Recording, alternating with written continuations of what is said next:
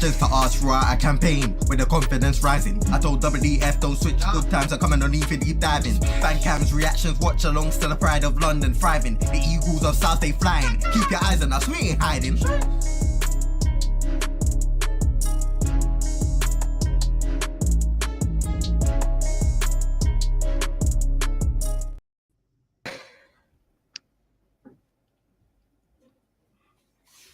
We're dead. I pick up everyone. This is the Newcastle match reaction. We've said time and time again, we don't hide. We've got to face this one. We have to face this one. I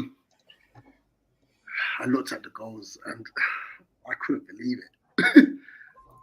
All four of them were just horrific defensive errors. As a team, you know, it was so easy for Newcastle. I don't even think they even had to get out of second gear. Anyway, JC, how's it going? Yeah, I haven't spent much time to go through it. I did watch the highlights after the game, and we did watch the game. When I was watching it, I think that me and Dan were just talking just for the sake of it because we just didn't want to accept how bad we actually was. But I'm just going to say I watched the highlights, and I think that everyone... I think when we do our score or player ratings, if anyone gets above a 3, then we're being too generous. And this has been one of them very rare games where both Mark and Anderson had shockers. Anderson looked like he really couldn't be bothered in Wilson's goal at the end. I don't know if you thought the same thing as well, because he just sort of jogged back. Yeah, he just jogged back. I think if he put the burns on, he probably could have got a block in or done something better. Yeah. But yeah, we'll speak about it a bit more. But I think that honestly, that goal in 5 minutes just killed us, and we were crap ever since. Yeah. Dan, how's it going? Yeah, good. Actually, been watching some Brazilian football before we come on. Flamengo are playing Vasco da Gama, and Vasco da Gama currently have Dimitri Payet on the pitch. So that was an interesting surprise. So yeah, all good. How are you? Nah. All right. I'm going to show some images. Oh, no. I'm going to evidence. I'm going to try and break down these goals. All right. Bear with me, because I realized after I've uploaded them, I should have used editor or something to circle specific things, but I didn't. Bear with me, guys. I don't think this will be a long stream, by the way, because boy, we ain't got nothing positive to talk about. Right. This was before the first goal, which obviously Murphy scored. I think it was the 4th or the 5th minute. Now, as you can see, it looks okay in hindsight. The difference is, as you can see where Edward is at the bottom of the screen, you can see that he's looking obviously at the ball, and Murphy is looking to make a forward movement. As we move on, Murphy's gone. He's literally just about off shot. So no one's trapped him. Now, bear in mind, the biggest threat they were always going to have is down the right-hand side, especially with Trippier. And that double up on, I felt sorry for Mitchell. Let's just put it that way. Right, so as it rolls on, that's when the ball got switched over. Now look at where Edward is, who is that kind of middle of the screen, I'd say, ish, slightly left, but towards the bottom of the screen. And look at where Murphy is. Murphy's now running towards the edge of our own box, which means that obviously Mark's now out of position, because technically he shouldn't be tracking Murphy at all. You know, we should be there as cover in the middle of the penalty box. I've looked at that goal back. It is a complete. He was crossing it. I'm sure of it. I'm sure he was trying to hook it across the box. It's obviously lobbed Johnson, which was so frustrating. But that all stemmed from just not tracking a runner. Let's move to the second goal. This is the only other goal I've got clips. Can you go back to the first image again for this goal? what all I'm saying is, what is our midfield doing? You can see Hughes is well far up, isn't it? Hughesy is Yeah, that's a way good too point. high. That's When a good Hughesy point. should really be in that pocket, he should be in that space behind. Thank you very much. They should, Hughesy should really be in that space in Just behind. behind the touch, isn't it? So he should be in line with Lerma and Decore here. And if he or was there, maybe Murphy doesn't get as clean of a run as he normally does, because normally for us, the position that Hughes is playing is normally where Lerma plays. yeah, And or because it's a swap, they don't really understand. yeah. Another factor, even if Hughes was where Mateta is, yeah, but like maybe go side of him. So then Mateta could actually be 3 or 4 yards further up the field. Yeah, I think the whole setup from Roy, the balance was so off. Yeah. We were too defensive heavy. And granted, you're thinking too defensive heavy, how did you concede too many goals? It does happen. If you go too defensive, you can concede a lot more goals just because you've got nothing to take the pressure off of the defenders. Because that's why we have the players like Eze and Elise. Granted, they are injured, but they're there to carry the ball away, to relieve pressure. Ayew is probably our only person in that whole team today that was there to relieve pressure, and they saw that and they just marked him out of the game. I'm not saying it's a bad. It was a pretty bad game from Ayew after his normal performances, but I think that this game we've just got to give it to Newcastle and give it to Eddie Howe. He saw how we relieved pressure, nullified it, and just piled on the pressure, and then they done what they need to do. Yeah. Let's go into the second goal. Now, I only did focus on the first and the second goal because the third goal was a game mistake. That's all it was. The slip didn't help him, but it was still a mistake. I mean, really just headed the ball away. But we know he's that good that he's usually controlling that and then playing. We understand. He's made he's take a touch and he's gone. That's normally what he's on. He slipped and it's a mistake. Cool. And obviously the fourth goal, you could tell it was just like no one was tracking back. But this second goal, and obviously this was like in the 44th minute. If we had got in like 1-0 down, even though to be fair, Newcastle should have had goals anyway, but say we ended up going in 1-0 down, at least it gives us an opportunity to go from being 1-0 down approaching the 44th minute to 3-0 down 5 minutes later. It was a travesty. Let's have a look at the second goal. Now,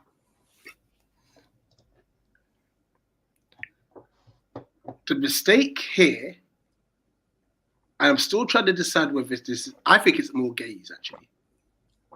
But notice how Wilson's dropping deep, Gaze running the other way, and Anderson's stuck in no man's land because of it.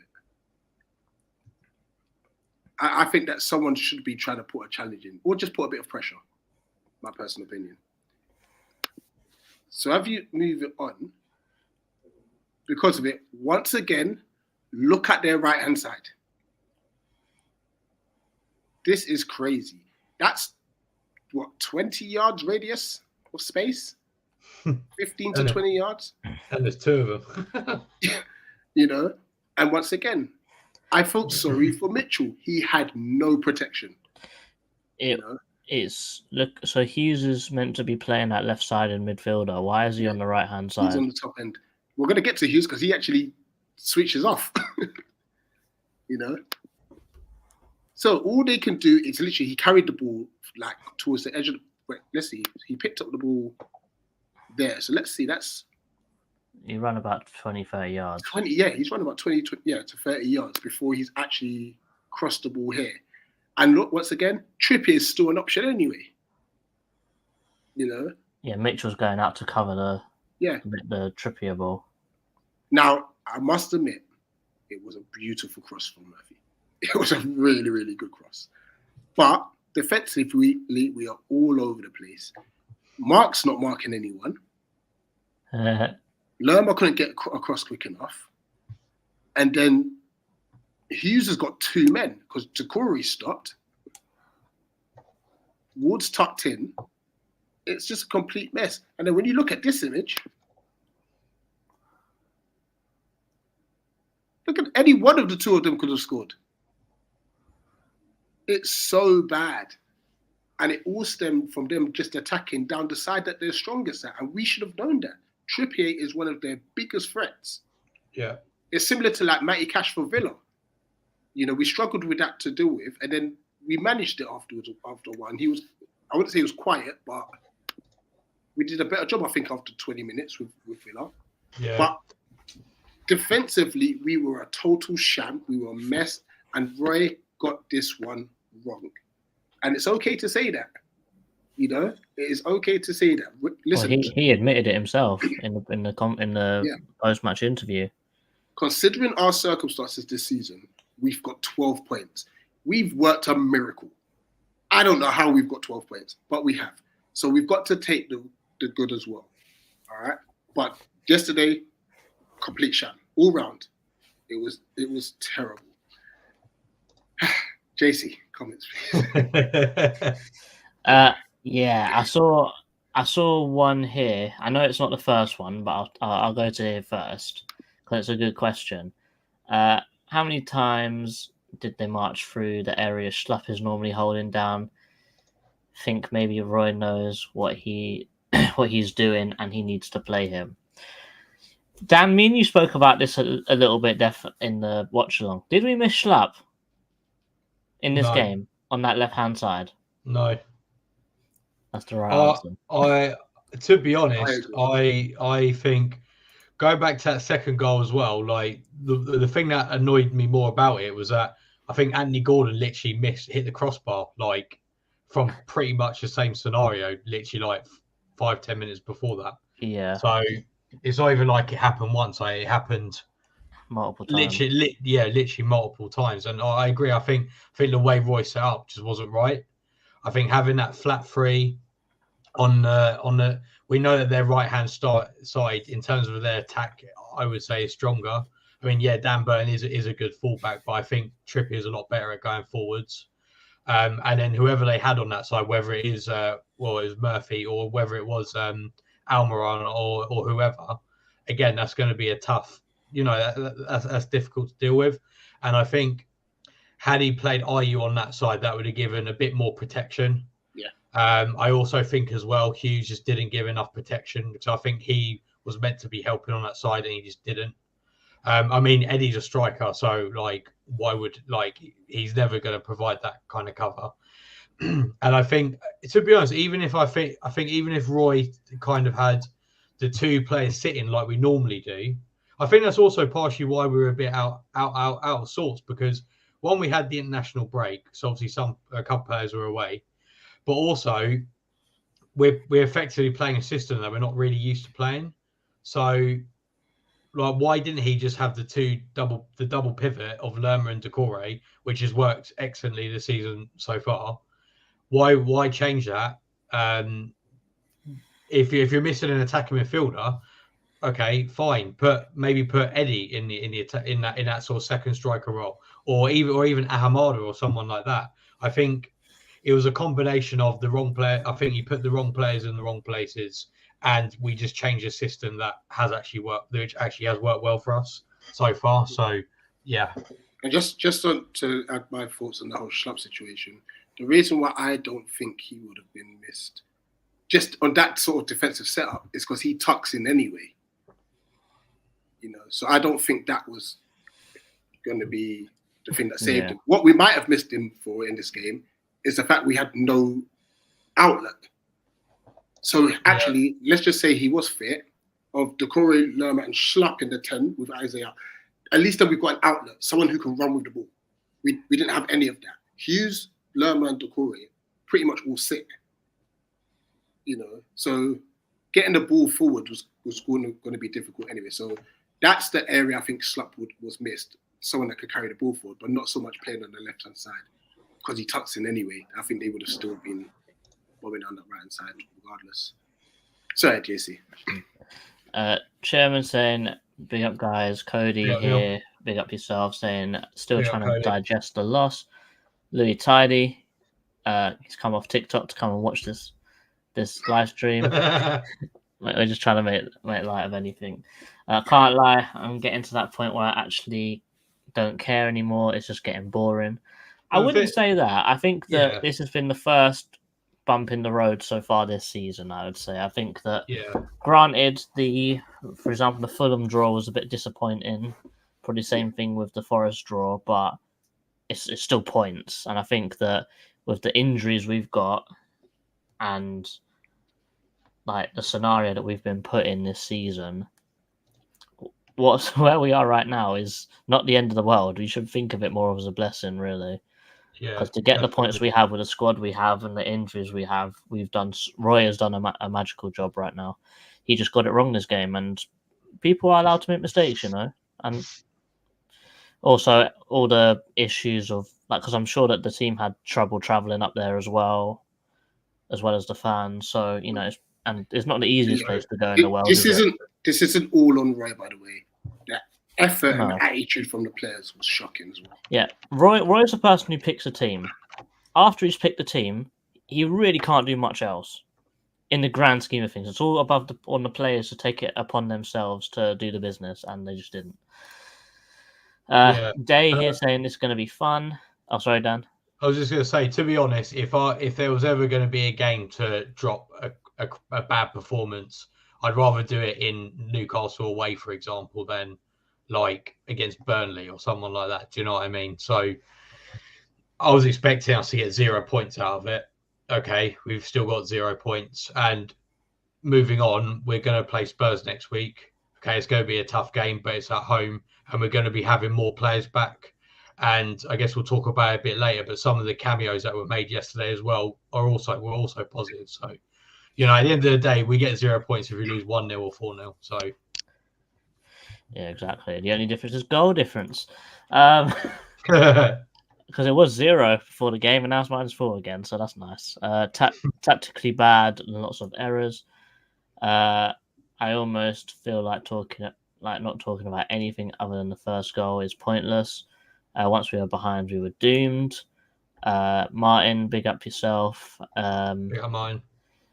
Well, lads, hate to say it, you were outclassed, but you will bounce back, no doubt. 100%. They were just a better team. Yeah, definitely. You got to remember as well, like there's probably one of the hardest grounds to go in and get a result. I mean, the only game that they've not won at home this season was Liverpool, and they had a man sent off. Like they should have won that game. Yeah, exactly. They should have won that game. They beat Villa 5-1. They beat PSG like 4-1 or something. They beat City, I know it was in the EFL Cup, but they beat City as well. So like they beat Sheffield 8-0. Beat Sheffield United 8-0. Like, do you know what I mean? Like PSG 4-1. Yeah, PSG 4-1. They're playing Dortmund this week, and they're probably going to beat them too. Do you know what I mean? Yeah. So it's sort of like a similar thing to Villa. Villa slapped us around a bit towards the end of the game, and look what they've done to West Ham today. Look what they've been doing to other teams today. Villa are in the same situation. Their home form's crazy. Yeah, Villa are in the same situation as Newcastle, kind of. I think I saw a stat that Douglas Luiz has scored in like 5 games in a row at home as a DM. Really? Didn't know that. But yeah, Cody saying here the youngsters outclass the starting 11. We will talk about the 3 of them but all 3 of them were very impressive, even though Ozo weren't on for very long. But we'll get there definitely. Best part of the game was not getting on the train. You know what? Yeah, Bun King's Cross. It's all your fault. It's all their fault. Geez, now I get these clips. It's really bad. I vote for Adil. Yeah.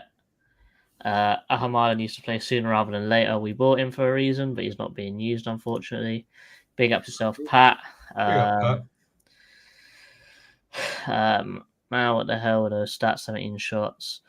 Yeah, you know what? Yeah, stats and how the game went. This, Pat, you clearly just stats are so deceiving, you know? Yeah, Pat, you just looked at the stats.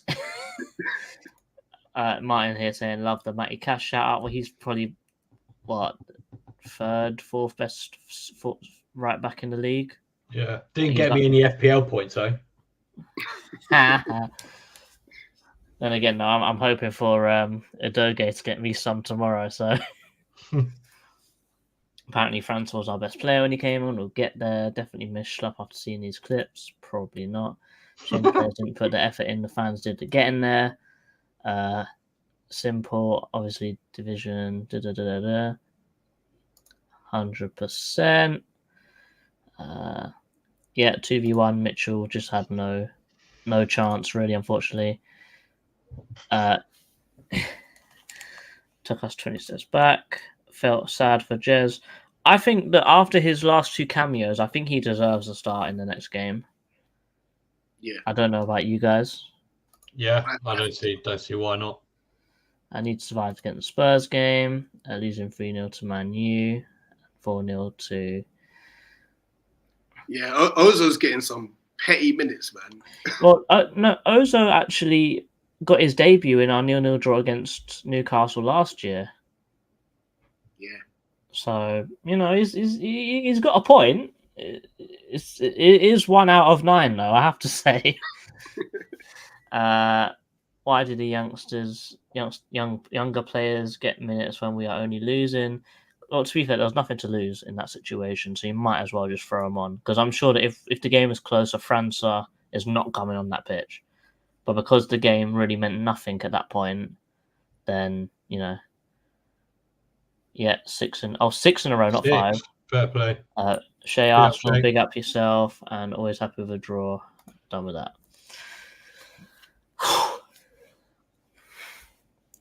Youngsters. Let's talk about the youngsters. Because I thought they just brought a bit of a spark. Jez Ratsaki. I've been a little bit of a critic. I haven't been impressed with him every time I watched him, but these last 2 games against Forest and Newcastle, I wouldn't say I fully take it back, but my guy definitely deserves a start. He's definitely a talented young player. Still feel like he's done a bit hard by not being let out on loan, but he's doing well. He's shown that he's not afraid to take on people. He's making chances, and he was one of our bright sparks when he came on the pitch against Newcastle. Honestly, why didn't he come on earlier? Spot on. And I think this is why, you know, those 2 goals that we conceded just before halftime, that hurts. And like I said, we go into that second half at 1-0, maybe even at 60 minutes, it's still 1-0. You never know if we bring in a Jez or a França, because when they came on, França wanted the ball at every given moment. Like, there was like an urgency about it. It was like, listen, just give me the ball. You know, his delivery is very decent, actually, because we can't beat the first man. I have to say, that's probably some of the best corners I've ever seen. From even when Elise and Eze are taking them, they're not the best at taking corners, you know. But França from both sides, whipping it on a dime, bang, bang, bang, every time. You know, and I think with França, like what I saw is he just wanted the football. Just all hungry. The time, he just wanted it. Now, honestly, he's not going to start against Spurs. I know it. But give him the last 20 again. Hear me out, yeah. But give him the last 20 again. Look, I'm saying we're at home. It's once again, it's a nothing to lose situation. I would actually go França, Jez, Eddie. You might as well. Especially if we're going to play a flat 3 of Lerma, Hughes, and Decore. Because then at least then the front 3 have a bit about them. Oh, that's harsh on you, isn't it? Actually, you could go on the left and França in the 10. Yeah, that's what I was going to say. If I was going to do one, you put Ayo on the left and França in the 10, because França is a natural 10, which people still need to understand, because they still think he's a winger after what they saw. Mm. He's a natural 10 who can play out wide if it comes to that. But after what I've seen, I completely agree with Dan. França is the Eze replacement. He's not the Zaha replacement. Yeah. So, and unfortunately, we need a winger. Yeah. França ain't no winger. He's not. I think from what I've seen, he's not fast enough to be a winger. He he'd be a decent inside forward, but no, like if you want him to like hug the touchline or anything like that, that's not going to happen. Yeah, he is one of them guys that's a 10/second striker that's like sort of sits in behind a little bit. That's what he is in my eyes after seeing what I've seen and looking at what he's done for Flamengo, and it's just nice to see. I think that this will probably mean that we'll 100% let Eze go in the summer if França can keep developing. But it'll be nice to see Eze not being forced to play 90 minutes all time this season. He'll actually get a rest. And what does that do for Ahmad? Do you think he's done? Ahmad I think he's caught in a bit of a grey area, and he was bought by Vieira, and then Vieira didn't last much longer after he bought him. Same thing with Lukonga. Vieira signings, Vieira didn't last much longer, and then, is what it is. But, if we have to make it work, França can play out wide if we need to. So you can play a Hamada in the 10 and França out wide. Because we saw a Hamada out wide in pre-season, and in pre-season he was pretty dreadful out wide. He was only ever good when he was in the 10. Yeah, I mean, when he was at Stuttgart, he played in a flat three. He played on the side of a flat three. So I think the reason he's not playing, and this was because this is what Stuttgart fans said when we bought him on Twitter. They said that defensively he was a bit not ropey, but like he was a bit raw. Like he would be a bit rash or stuff like that. So, and he could be caught out of position. So I'm wondering whether Roy being Roy maybe is recognising that, and that's maybe why he's not playing. But I mean, to be fair, if he's going to play in a flat three, then he's got to beat out Cech, Lerma, and Hughes, and that's not an easy thing to do. Like I think had he not been injured when we had to play Riedewald, I reckon he would have played then. To be honest, I agree, 100%. I agree. Spiritual here saying that boy is a winger for me. France's game reminds me of how Neymar plays. He likes to take the ball inside, find passing, take a shot on goal. He likes having the ball at his feet. Yeah, definitely. See, that's the thing. That's the thing with France, and they all said it like at Flamengo that he's got a really good head on his shoulders. So like seeing and like I think that is just a prime example of that.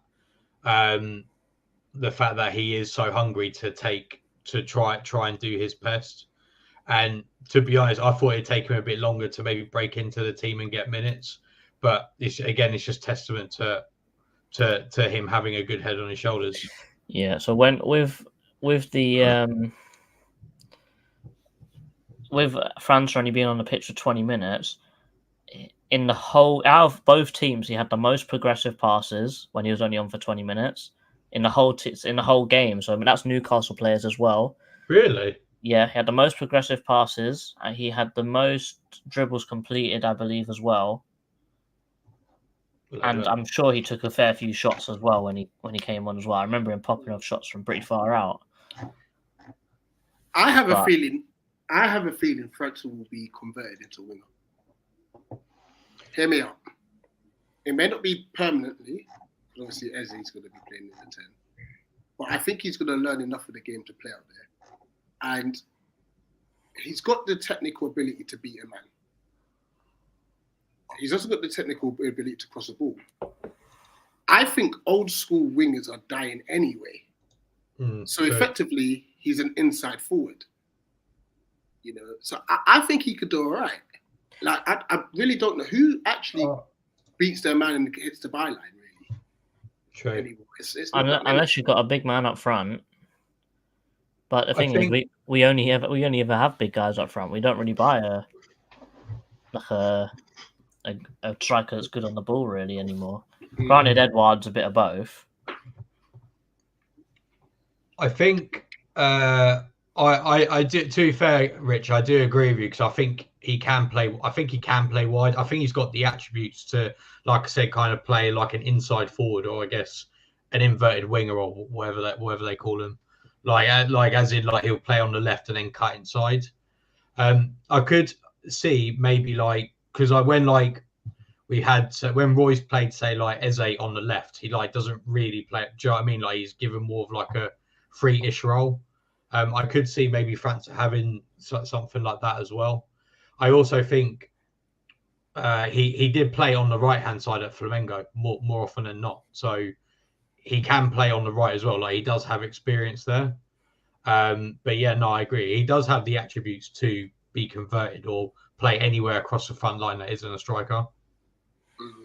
Mm-hmm. Spiritual here saying Lakalise is not fast enough.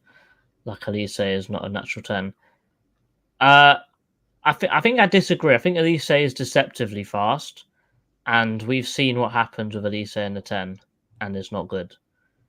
I think the fact that França is able to use both feet effectively, and Elise just can't.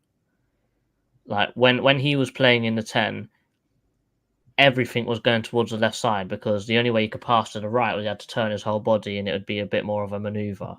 Whereas Eze, he is right-footed, but he's also capable on his left. So that's why Eze can work in the 10. But in my opinion, Elise, it just can't. He has to be on that right-hand side to play his game. I'm just hoping we hear good news that he's on the bench next Friday. Yeah, so on Premier League injuries, he's meant to be back for the next game. So hopefully he's either on the bench or Roy gives us a little heads up saying he's not on the bench, but he's in first team training now. Yeah. That's good. Because we've what is it? It's 3 more matches and then it's another international break. So yeah, because we got Spurs next and then Burnley Spurs, after that. Burnley, and then another one, and then it's a break, I believe. Yeah, then hopefully then we'll be back to full-ish strength. Yeah, so that December is crazy. All these international breaks in a row are doing a madness for our injuries. I'm saying. 100%. If without these, it's a madness. We're done. 100%. And I'm glad that we've got Burnley after Spurs as well, because I feel like Burnley will have most of our players back, and then hopefully we can get a win that game. And national break, everyone back, hopefully. Yeah, I feel like as long as Ez is injured, what? I've just feel that as long as Eze is injured and as long as it is a winnable game, Francis should play, but that rule is okay. So it's referring to Francis playing. All right. Spirit saying bring back Benteke. Legend. Well, we nearly bought someone that's got a very similar name to Benteke. Maybe that could be something that happens in the January window. Did we? Yeah. Yeah. The PSG Donny. But I reckon because we how we done that deal, they'll never talk to us again. Just bring in Iheanacho in January, please. Just do it. He's probably not leaving now because they're going to win the league. And he's going to come back into the Premier League again. He scored in 5 games in a row as well, which is nice. And Somerville has scored in 6 in a row, and he scored a brace today. So those 2 ain't coming here. Let's do the player ratings. Let's just get that out of the way because we're all dreading it. Can we start with France and Jets, and then we could work down from there? Do you know why that's a good idea? Because I won't have to scroll any higher than this to do everyone else. Let's do Jez first. I thought he was decent, wasn't he? A 6 or a 7. My initial thought was a 6. 6, yeah. He was good, but I don't think he was on the pitch for long enough. He made a big difference, but I think if he was on the pitch for a bit longer, he definitely goes a little bit higher. Yeah. França, I think the hype of him just playing puts him above just. I don't know if you guys agree. Yeah, I mean, to be honest, I thought he was better than Jez anyway. Yeah, he was. I think having stats like what he did to have the most progressive passes and the most dribbles, and he only played for 20 minutes. Like, and him showing how hungry he is and how young he is as well. Like, you know, I Is think it'd be Ozo, rude. is Ozo in that list? I don't know if Ozo's on there. Should be. No. No, it's not. Well, put Ozo as a 5, and then we can work the rest from there. We'll put Ferguson as a Ozo. What? No, just take him off. We'll just remember Ozo. Remove Ferguson. That's wild. We'll just remember his. Because I think everyone else is less than a 5. It just depends on whether we start from 3 or 4. Oh, I was thinking like less than a 3. I'm not gonna lie. I think there's only one player who I probably give above a 3 that started. Yeah, I think that one player is John Stone. Yeah, just because I don't think any of the goals are really that savable. He couldn't have done anything with that first goal. The second goal, he had no chance. The third goal, no chance. And the fourth goal, potentially could have got off his line a bit faster. But, you know, a one-on-one with Callum Wilson, you're probably not going to... I think, to be fair, most goalkeepers, if you're one-on-one with Callum Wilson, you're not gonna come off better, are you? No. Mitchell, granted, he was left out to dry. His fault, though. Yeah, no, granted, he wasn't left out to dry, but he can't get high because his side got skinned. Oh, if you don't laugh, you cry. Yeah. If you don't cry, just go to bed. But was he the best of our defense? Considering the circumstance. No, I would say Ward is. Yeah, I'd agree with that, actually. Then 2. So I put him 2. I'll put Ward 3, and then I'll put Gay and Anderson at 2s as well, because they both had stinkers. Can't lie to you.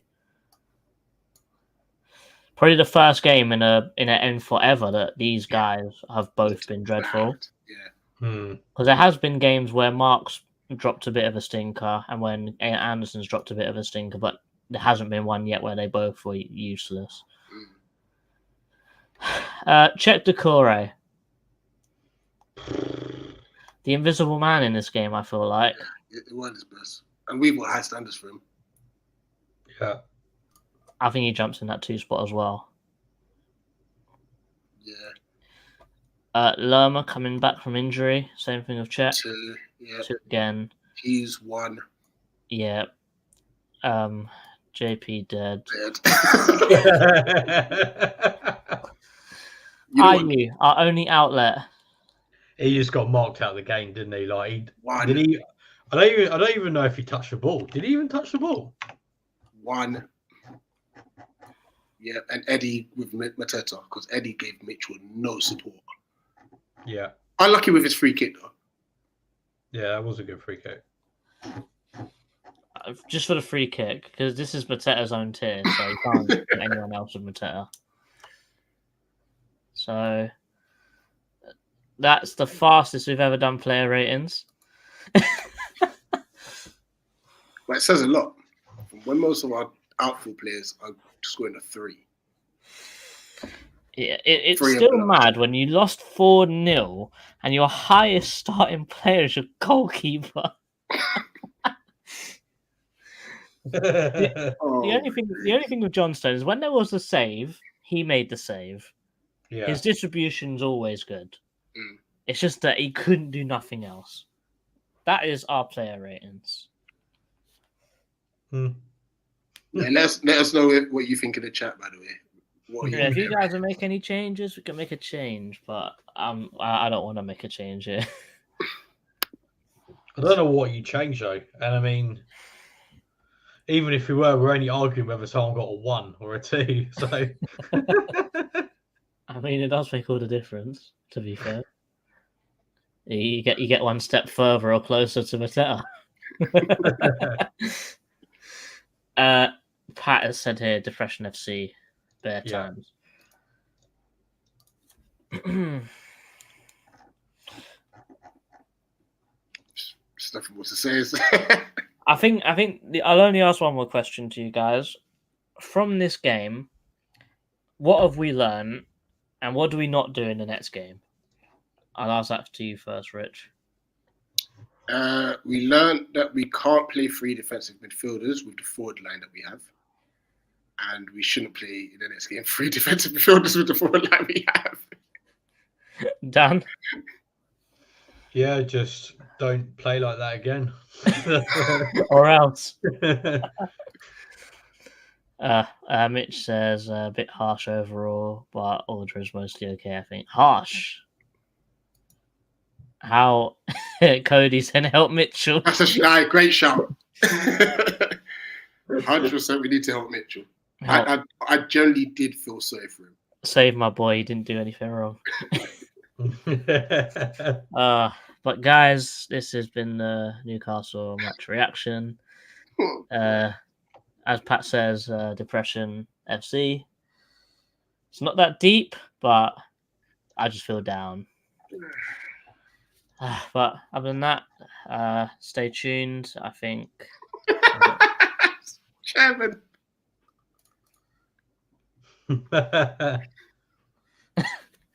That is true. Because without that train insurance, me and him would be 240 quid out of pocket. How does that, just quickly, how does that work? Because obviously the cancellation was not your fault. So surely you should still get reimbursed regardless, no?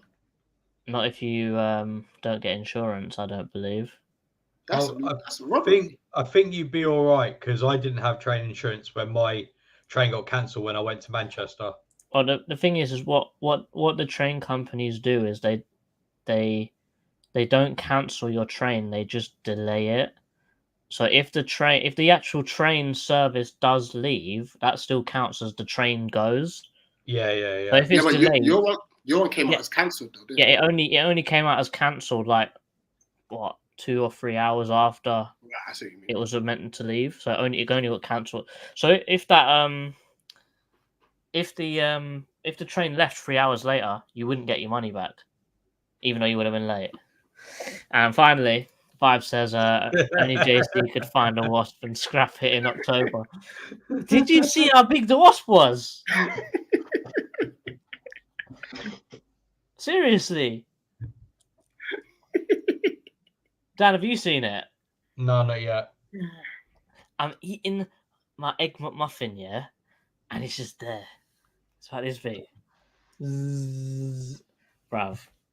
I ran, yeah? You know what's mad about that? I ran, it followed me. I ran back, it still followed me. Was she wearing that kit? No. It was trying to cuddle you. I was not wearing this. I was not wearing this whatsoever. Cancelled, refund anyway, the delayed, the insurance kicks in. Yeah. Guys, at the Palace. Eagles, Eagles, whatever, in a bit. cheese rolls.